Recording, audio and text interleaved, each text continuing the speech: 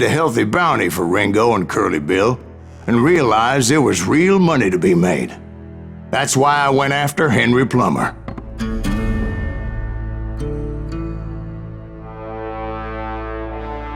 Now, wasn't he the sheriff who augmented his income by shaking down miners and robbing gold shipments? That's the one.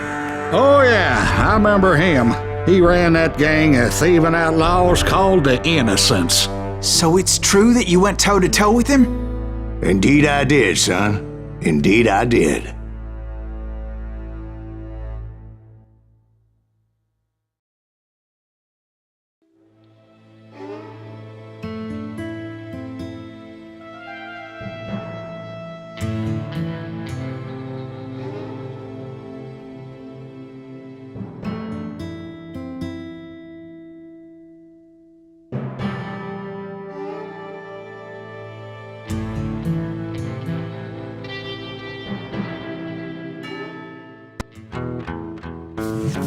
I knew I needed resources if I was going to track down Roscoe Bob Bryant, and hunting Plummer looked like a good way to get rich quick.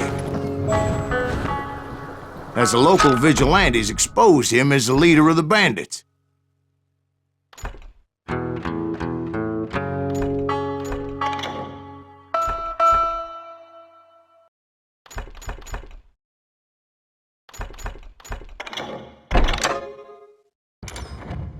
And put a generous price on his head.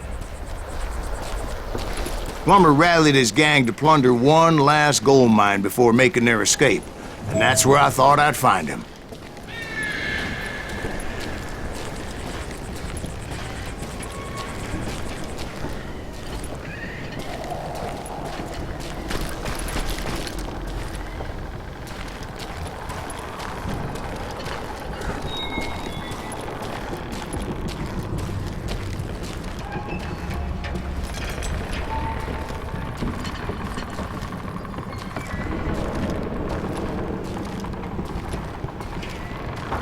It makes me nervous standing so close to all these goddamn barrels of gunpowder. Why would you be nervous? No one has the cojones to come after us. As long as you don't light up a cigar, we're fine. Besides, George is up there on the rocks with that rifle of his. Nothing gets past him.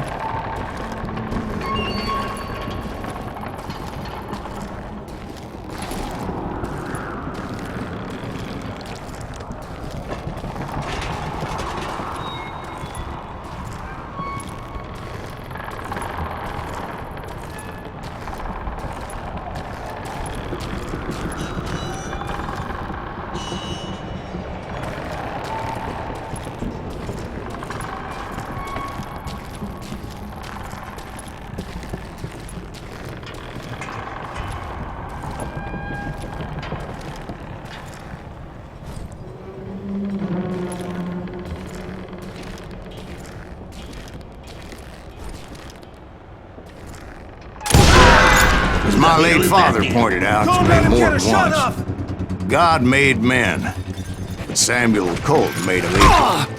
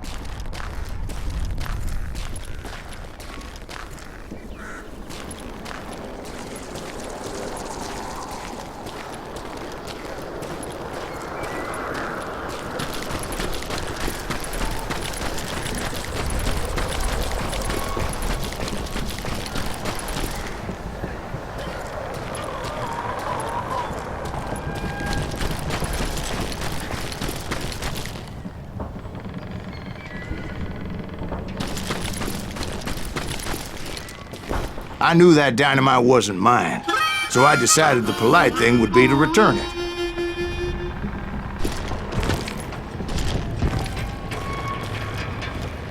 It was the biggest gold rush since Sutter's Mill in '48. Unfortunately, prospectors weren't the only ones drawn to those riches.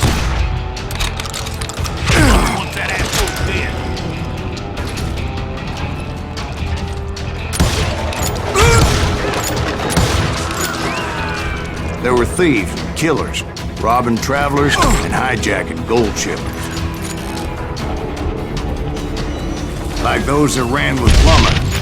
Some were just regular folks I knew from town, drawn by greed and easy pickings. Charlie Crow, the blacksmith. James, who worked in the stable.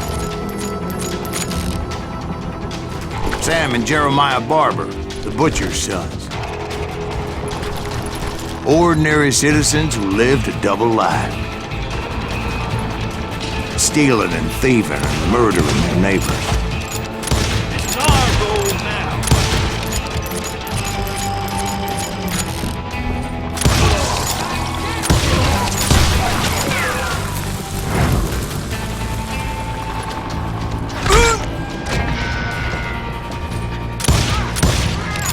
Time to...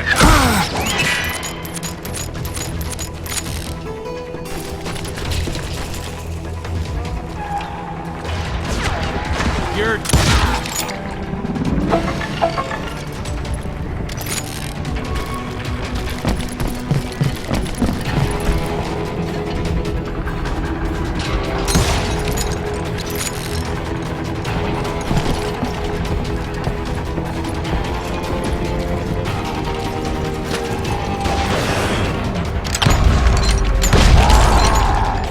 Of course, the rest were veterans of the Civil War.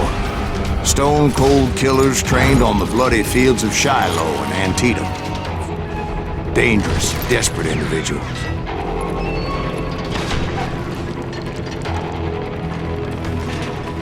I will drop you down a mine shaft. Plummer had a lot of men on his payroll. A hell of a lot. That son of a bitch pretended to protect the public with one hand while stealing them blind with the other. I do not deserve to die like this!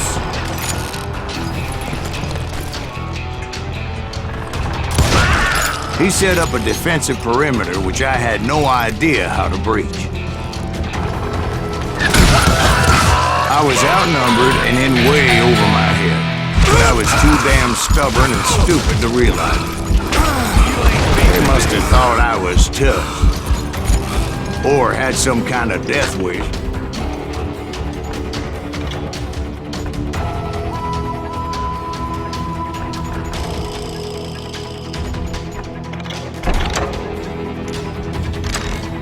Seeing as there were barrels of gunpowder everywhere. Watch out for the... I thought I was some kind of hero.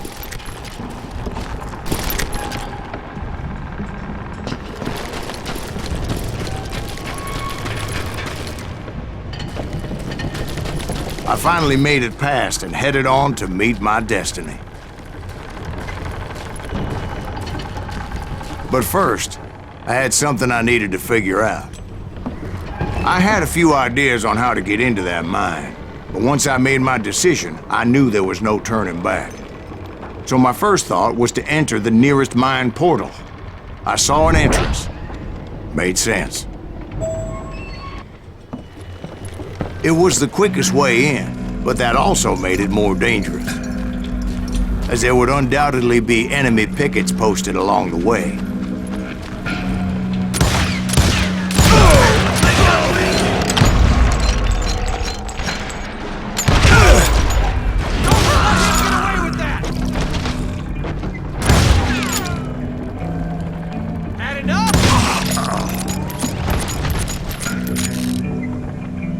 You're dead!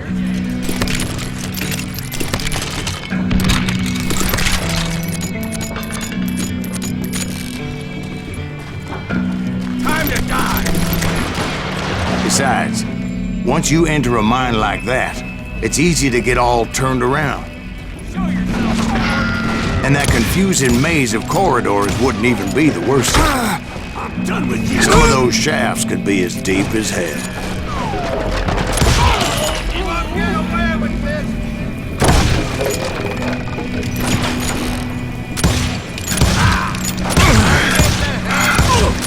A single stumble or misstep can easily end in a deadly plunge to oblivion.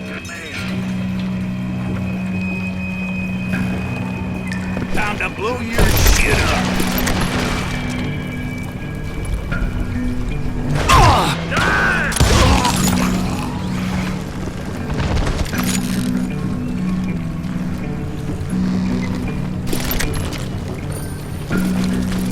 Quick reflexes often make up for a lack of common sense. Luckily, I was never one to be easily bushwhacked. I would just need to be careful not to blow myself to kingdom come.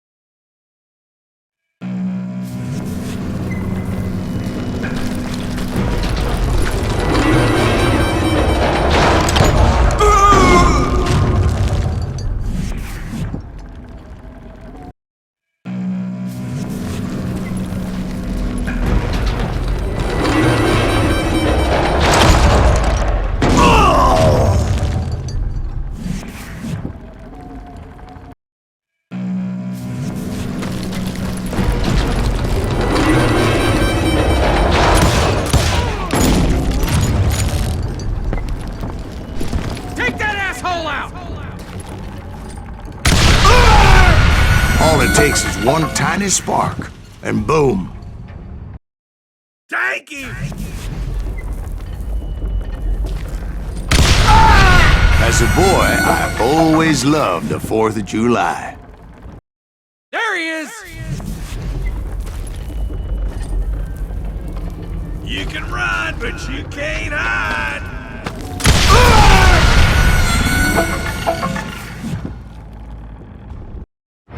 Take him!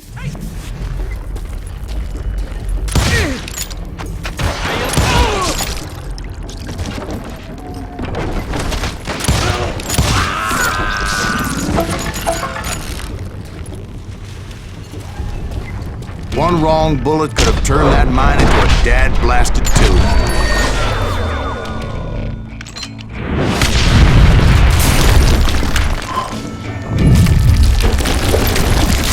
I freely admit that my plan of attack was not just moronic, but clearly insane.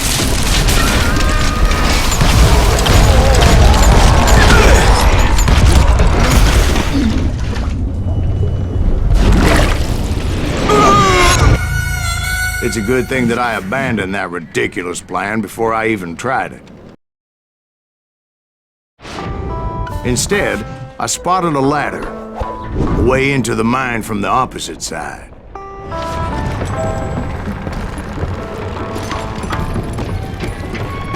It was a long way around, but that approach seemed more sensible at the time. Of course, being I had a problem with heights, that scaffolding scared the bejesus out of me. Climbing down that ladder required some caution, because even though I had a younger man's reflexes, no man can dodge a damn bullet while climbing down a rickety ladder. I needed to make a leap of faith. I was determined not to give up, however.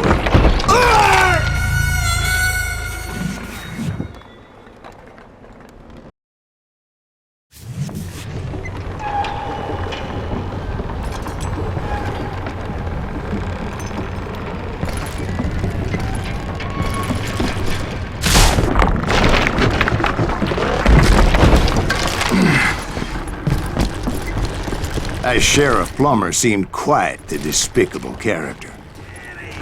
When the vigilantes discovered what the sheriff was up to, people were outraged. That 10,000 they put on his head would go a long way to helping me find old Bob. And I had made it my mission to settle that score come hell or high water.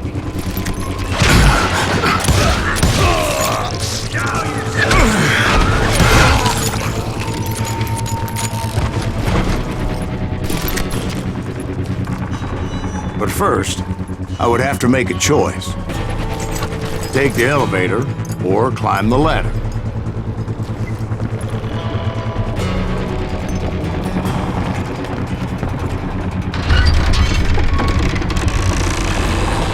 I picked the more convenient and more dangerous route.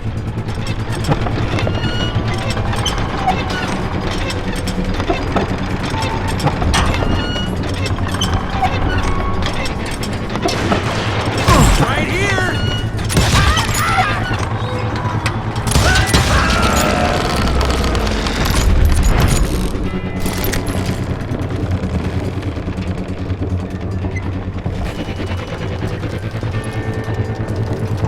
Plummer was a mad dog killer, and the people of Nevada City deserved better. Nevada City? Well, I thought Plummer met his maker in Bannock, Montana. Right, well, he was the sheriff of both places at one time or another, but that's neither here nor there.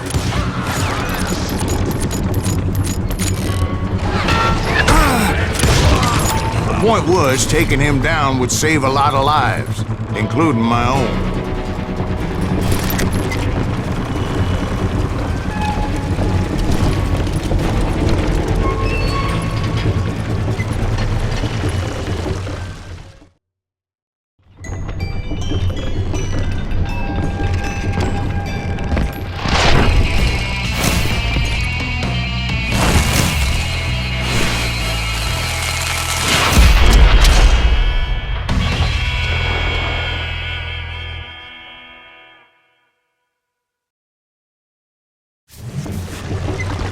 They're gonna need a dustpan up here. This day is just getting worse and worse for you, ain't it? Henry Plummer was clearly unhinged, and I could see right away that this was gonna take some doing.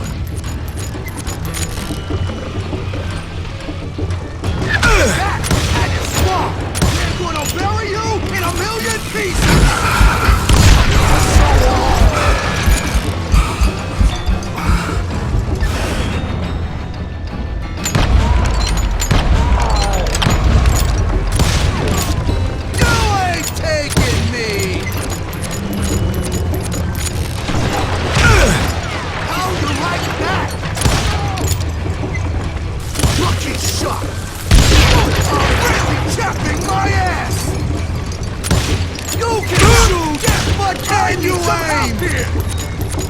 Come on, boys! Take this cocksucker out!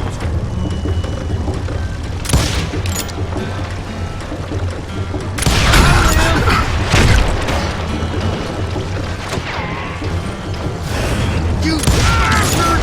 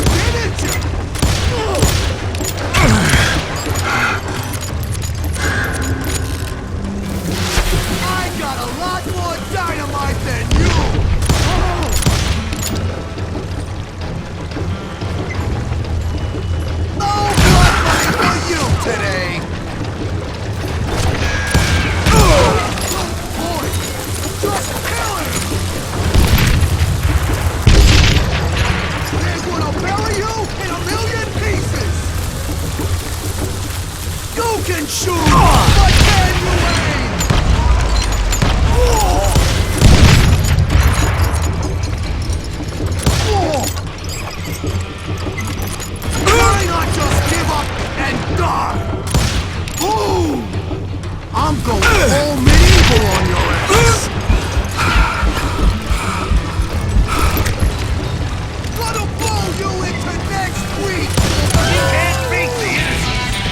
That's how Henry Plummer died. Him and his crew were worth their weight in gold. And now, I was officially a bounty hunter.